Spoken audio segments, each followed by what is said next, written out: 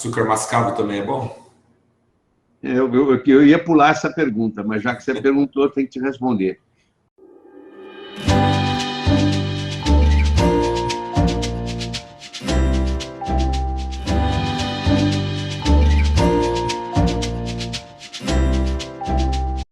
Eu acho que a maioria dos adoçantes são piores do que o açúcar. O adoçante é uma estrutura, em geral, que não existe na natureza, com exceção, por exemplo, da estévia, que é um adoçante razoável. Até agora, pelo menos, não se mostrou nada maléfico contra ele. Eu sei que muita gente não gosta da estévia, porque ela tem um aftertaste, que a gente chama, tem um gosto amargo depois que você põe na boca, mas existe hoje a combinação dela com talmatina, que é uma outra planta africana, que é a coisa mais, a planta é a doçura maior que tem no mundo, é a talmatina. Então, quando combina, dá muito bem.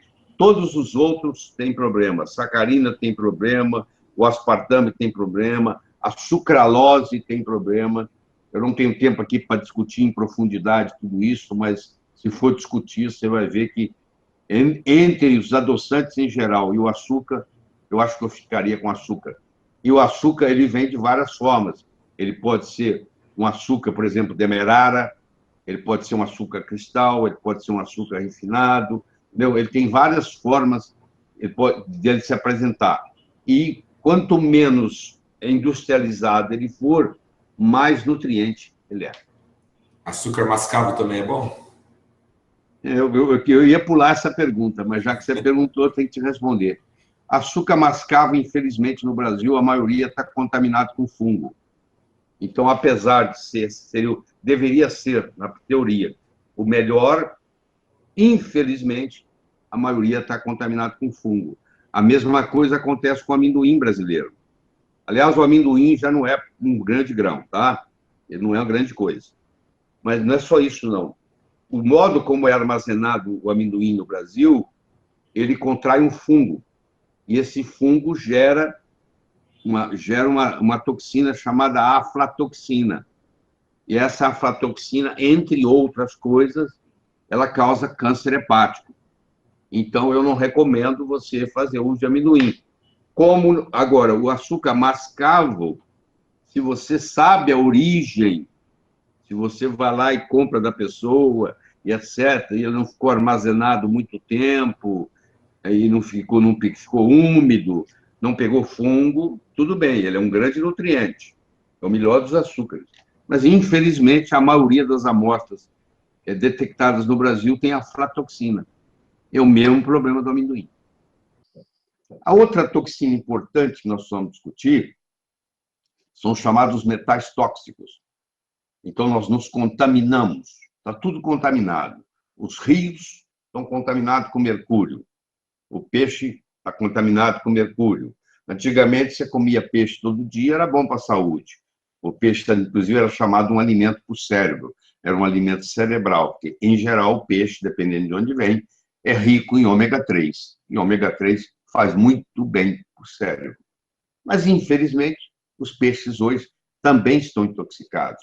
Então, nós temos o mercúrio que está no peixe, nós temos o mercúrio que está no amálgama, esses restaurados de amálgama, que é muito fácil o dentista fazer, porque mesmo que o dentista não habilidoso faz um restaurado bonito, porque o amálgama se adapta, o amálgama é mercúrio, é prata, é cobre, é estanho, tem todos esses metais.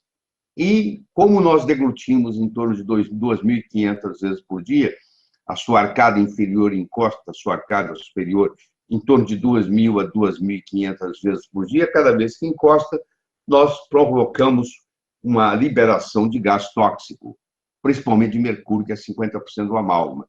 E isso vai para o cérebro e tem todas as suas consequências. Eu começo a descrever, você começa a ver que nós vivemos num mundo tóxico. Fizeram um estudo na Universidade de San Diego, na Califórnia, onde eles pegaram o sangue de bebês recém-nascidos do cordão umbilical e fizeram análise, espectrometria de massa, e perceberam que existem mais de 100 substâncias químicas que estão no sangue do bebê já, que não pertencem ao ser humano.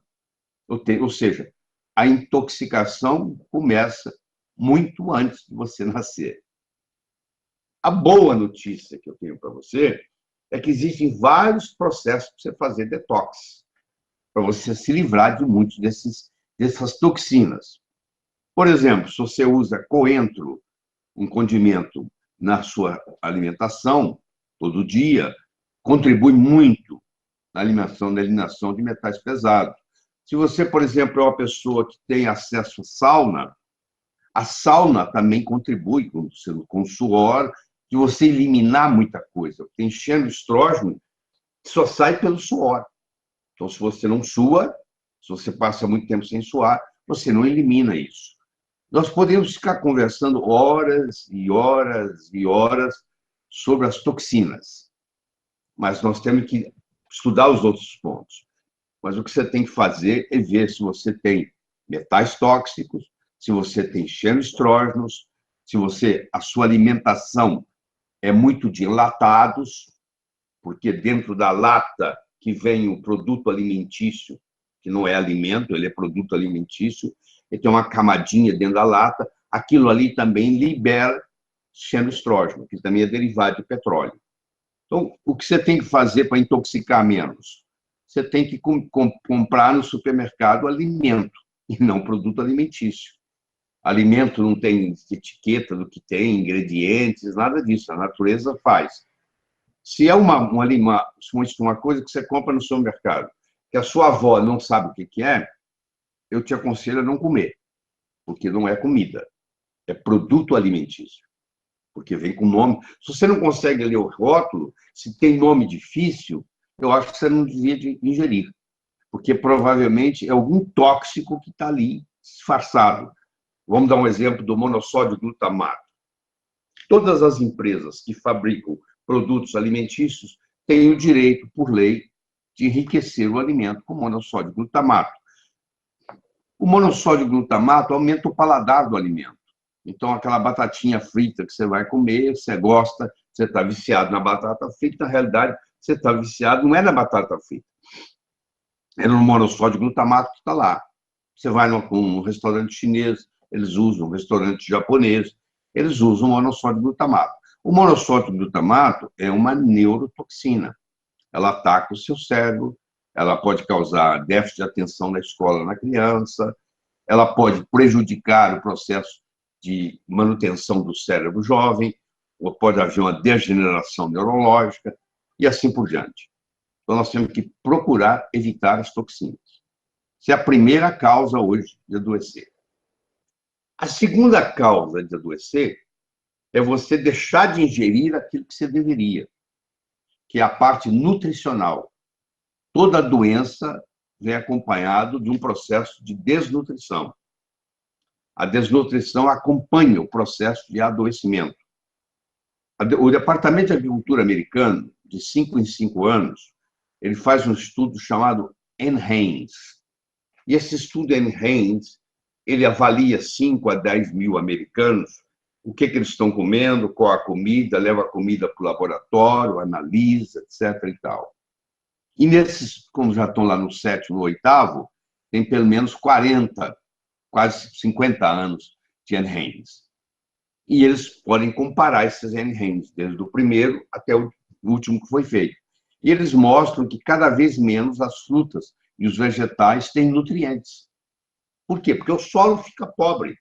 Se você trabalha com monocultura e você planta tomate no mesmo lugar todo ano, e no final do ano você põe ali nitrogênio, fósforo e potássio, que é o fertilizante que se vende na loja, mas você não colocou ali selênio, você não colocou ali zinco, e no livro está escrito que tem selênio e zinco no tomate.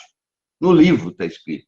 Mas ali naquele tomate que você colheu, daquele indivíduo que planta o tomate todo ano no mesmo lugar, na monocultura, se ele tivesse uma diversificação de cultura, as outras plantas trariam outras coisas. Mas como é só tomate que é plantado ali, isso predomina no Brasil, o processo de monocultura, o solo foi empobrecendo.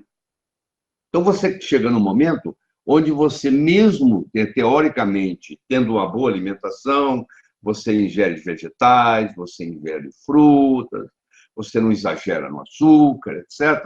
Mas acontece que aqueles ingredientes que você está ingerindo, eles não têm a concentração necessária de vitaminas e minerais para manter a sua saúde.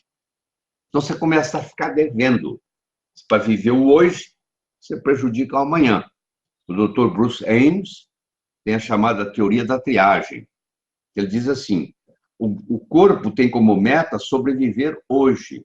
Ele vai fazer tudo para hoje ser o melhor dia da sua vida, em consequência do amanhã.